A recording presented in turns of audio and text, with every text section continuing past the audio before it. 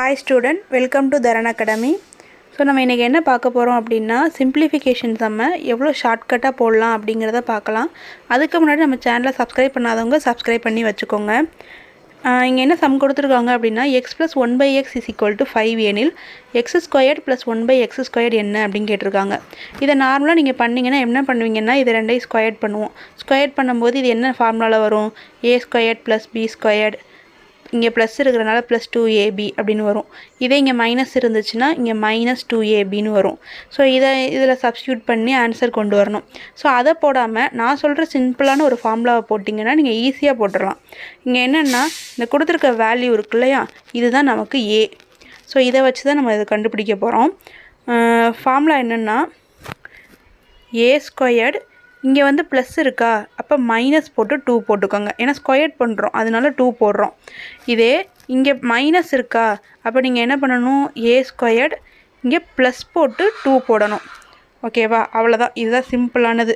இதுக்கப்புறம் என்ன சொல்கிறேன்னா இப்போ இந்த சம்மில் போட்டு பார்க்கலாம் வாங்க.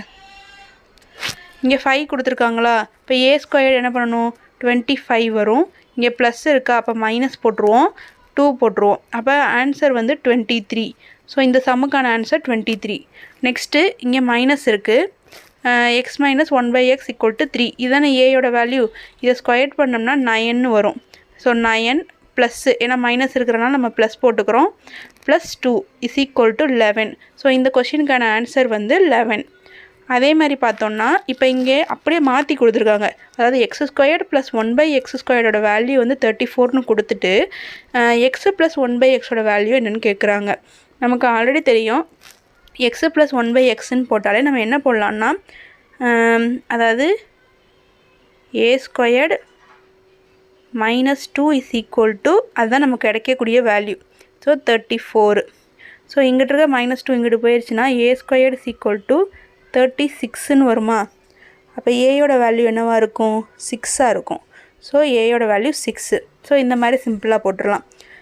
நெக்ஸ்ட்டு உங்களுக்கான வினா என்னென்னா X squared plus 1/x X squared is equal to 18 எனில் எக்ஸ் மைனஸ் 1/x அதோட வேல்யூ என்ன அப்படிங்கிறத கமெண்ட் பாக்ஸில் கமெண்ட் பண்ணுங்கள். நம்ம சேனலை சப்ஸ்கிரைப் பண்ணாதவங்க சப்ஸ்கிரைப் பண்ணுங்கள், லைக் பண்ணுங்கள் அண்ட் ஷேர் பண்ணுங்கள். தேங்க்யூ.